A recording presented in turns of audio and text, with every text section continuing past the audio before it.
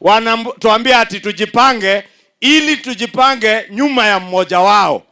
Tunawaambia sisi tumejipanga kama mahasla, tukipanga uchumi ya mwananchi wa kawaida kwanza. Mambo ya kugawana vyeo ni yao.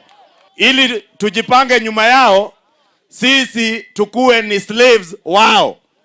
Hata hiyo siasa ya kutuambia ati lazima pakuwe mmoja wetu mwenye anatuongoza, hiyo ni siasa iliyopitwa na wakati.